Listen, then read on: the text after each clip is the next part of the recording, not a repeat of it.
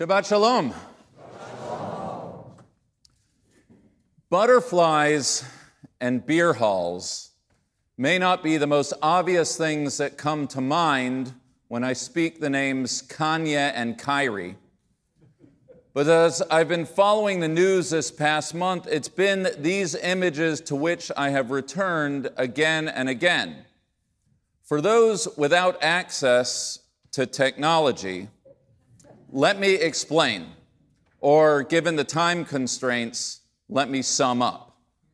About a month ago, Kanye West tweeted his intent to, quote, go DEFCON 3 on Jewish people, one of a series of anti-Semitic comments made by the rapper, record producer on television, radio, and social media, hate-filled remarks, rantings, and ravings which have gained traction on the internet. Kanye is right about the Jews. Banners have been hung on LA freeway overpasses and projected onto the wall of a Jacksonville football stadium. To the credit of the ADL and other advocacy organizations, a number, but not all, of Kanye's corporate relationships have distanced themselves from him and his bile. Meanwhile, here in New York, Brooklyn Nets guard Kyrie posted his support for a documentary film espousing anti-Semitic tropes, including that Jews are responsible for the slave trade. The basic sequence of events since the posting begins with Kyrie's initial refusal to disavow his support of the film, followed by a non-apology apology if he had inadvertently hurt anybody, followed by a more fulsome and coordinated decision to stand against anti-Semitism with the ADL, followed by an axe to amended fence refusal to disavow anti-Semitism, followed by his being suspended on Thursday night by the Nets. Neither story, Kanye or Kyrie, is easy to track in their particulars, never mind together. A busy week for my friend Jonathan Greenblatt and his colleagues at the ADL. A whole lot of Jew hatred shared on the internet to hordes of Twitter followers whose numbers, as my brother pointed out to me earlier this week, far exceed the population of the Jewish community itself. This morning, I have no interest in unpacking the psychopathology of Kanye and Kyrie, the former who has said that slavery was a willed choice, and the latter quite literally a flat earther. There are no doubt a number of reasons not to speak to the news at all, not the least of which being that to do so somehow keeps the story going. For those not on Twitter or other social media platforms, one might rightfully wonder how serious the problem actually is. Some have cautioned me against speaking out, saying that doing so focuses our attention on one particular strain of anti-Semitism when the real danger comes from white nationalists, from Iran, from the progressive left, or from any number of places. And calling out the hatred of two prominent African Americans, all we are doing, one person suggested, is thrusting our respective communities into hardened defensive postures. Besides, some might say, some have said to me, Rabbi, you've spoken out repeatedly in defense of free speech. We may be repulsed by what's being said, but as a supporter of the First Amendment, don't people have the right to say what they want? These are not government officials, just foul-mouthed record producers and athletes.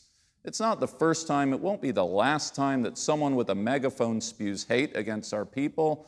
Sticks and stones, Rabbi, it's just words. Talk to us about something more pleasant, like the elections in Israel. Which I will. Not this week. It's because I've heard such sentiments from within the community. It's because I fear that my silence on the subject may be misinterpreted to signal that I believe that ours is an hour where it's best to stay quiet, that this morning I want to speak about anti-Semitism, but not only about anti-Semitism. This morning I want to talk about the rhetoric of hate more broadly, about where it could lead, about the importance of speaking out, about butterflies and beer halls. Proud, historically minded and thick-skinned as I am as an American Jew, it neither surprises me nor scares me to hear a slur from an anti-Semite. I'm saddened. I wish it were not so, and I condemn hatred of all kinds, especially that which is directed at me and my people. But I'm not a naif. Anti-Semitism existed long before my entry into this world and will exist when I leave it. And this morning is not the time or the place to address the etiology of the world's most ancient hatred. But what I fear is the butterfly or the butterfly effect. You may remember learning in junior high the theory attributed to Edward Lorenz, how a tornado in one part of the world can trace its origins all the way to an inconsequential flutter of a butterfly's wing in another part of the world. That small causes may have large effects in ways that could never have been anticipated. Words may hurt some, words may not hurt others, but the sticks and stones that hurt us all never begin with just sticks and stones. They begin with words. The rhetoric of hate never stays as just rhetoric. Last week, here in America, we observed the 4-year memorial of the 11 slain in the attack on Pittsburgh's Tree of Life Synagogue, an assault perpetrated by a domestic terrorist radicalized by online hate. Yesterday, in Israel, it was the anniversary observance of the 1995 murder of Prime Minister Yitzhak Rabin, whose assassination was a culmination of years of incitement, extremist language, and demagoguery.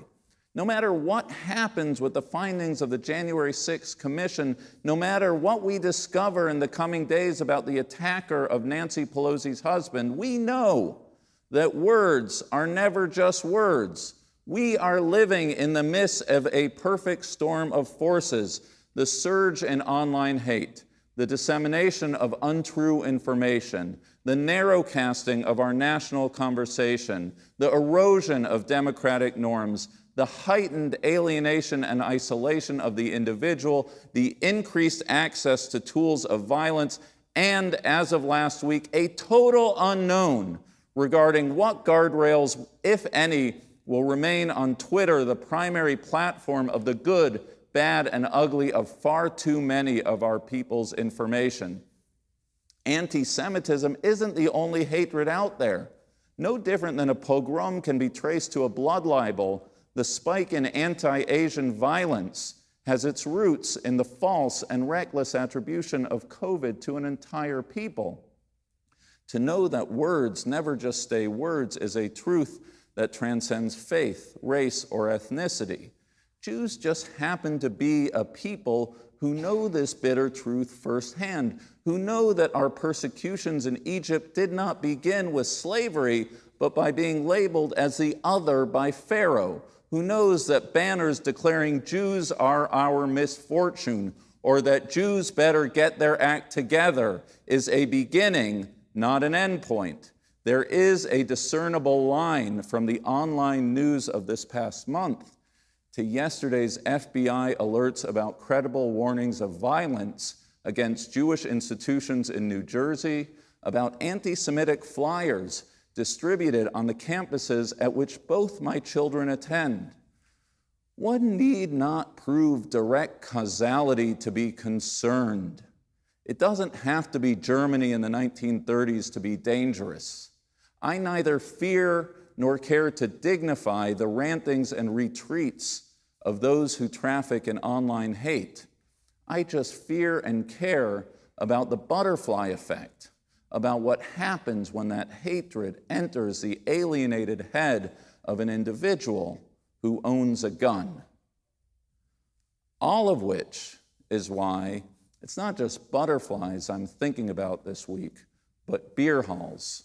We pause this week, every year, to observe the anniversary of Kristallnacht, the Night of Broken Glass, how on November 9th, 1938, state-sponsored mobs ransacked homes, hospitals, schools, and synagogues throughout Germany, a date often identified as the beginning of the end for European Jewry. Here at Park Avenue, we'll gather together for a night of music and memory. But as those with a textured historic sensibility know, this week also marks the anniversary of Hitler's beer hall putsch in Munich. How on the evening of November 8, 1923, in a beer hall in the Bavarian capital, a young Adolf Hitler silenced and seized control of the crowd and politicians present with a pistol shot in the air. The push failed and Hitler was jailed, but it would be during that year in jail, effectively a sabbatical for him, that Hitler would write Mein Kampf, and that the Nazi party would shift center stage, that Hitler's profile would be elevated from house painter to national hero, eventually leading him to become Chancellor of Germany just 10 years later, not November 9th of 38, but of 1923, the beer hall putsch. That was the beginning of the end.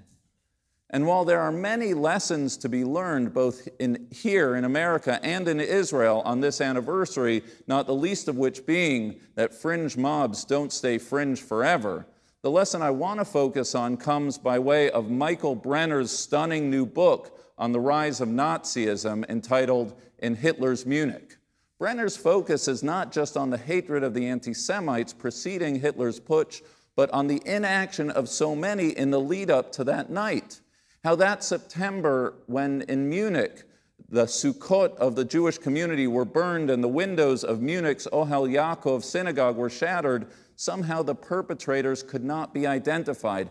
How when a film based on Lessing's play, Nathan the Wise, was premiered and an atmosphere of pogrom prevailed, rather than restoring order, the officer in charge of public security criticized the film for its positive depiction of Jews. How when a district rabbi called on the government to respond to acts of anti-Semitic remarks in a public spa to signal that such behavior was not tolerated, the request was also refused for fear that such a public statement might signal Bavaria to be hospitable to the Jews. The list goes on, but the point is one and the same. Brenner describes a world of permissible anti-Semitism, of institutionalized anti-Semitism, the banalization of hate, the tacit complicity of those authorities, officials, and clergy who are charged with maintaining the safety of its citizenry and providing a moral voice. Hate which was left unchecked by Munich citizenry and the citizenry of the world, and thus left to develop into radical, racial, and state-sanctioned anti-Semitism, an anti-Jewish journey that would find its fulfillment in the crematoria. History may not repeat itself, but it does rhyme. At our own peril, does the Jewish community stay silent in this hour? Of course, we have to build bridges of understanding. That's the long game. But right now we're playing defense. Right now we have to throw flags on the field. We have to leverage our social and political capital to fight hatred and defend our people when we see hatred voiced. If I can turn the mirror onto our own community, it's high time that we stop giving people a pass on their hate because they're good on Israel or good on progressive politics or good on any issue.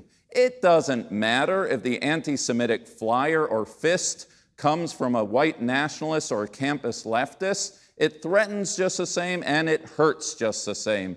Anti-Semitism needs to be called out no matter from where it emanates. Those who hate us know that in dividing us, we become weaker. And it's never just words. It's never just nonsense. As Sartre wrote, never believe that anti-Semites are completely unaware of the absurdity of their replies. If you have the means to support the ADLs and AJCs of the world, then do so. If you can volunteer your time towards such causes, then do so. If you hear an off-putting, offhand remark in your office, in the line at the grocery store, or otherwise, then be that person, be that upstander to say something. And know that the most important thing about the coming week is not the anniversary of Kristallnacht or the beer hall putsch, but Election Day, this Tuesday. Vote in this election, vote in every election, vote for those who stand up against anti-Semitism, for those who defend our democracy. This week, Abraham, the founding father of our people, is called on to step forward, to be a blessing so that all the families of the earth shall be blessed. Rabbi Shimshon Raphael Hirsch interprets a verse to mean, I will bless each nation in accordance with the respect that it shows the Jewish spirit. To defend the Jewish people, to fight anti-Semitism is a fight for our own well-being. It's also a fight for the very soul of our nation. May each one of us and all of us together rise up to the calling of the hour so that our people and our nation continues to be deserving recipients of the blessings of God. Shabbat Shalom.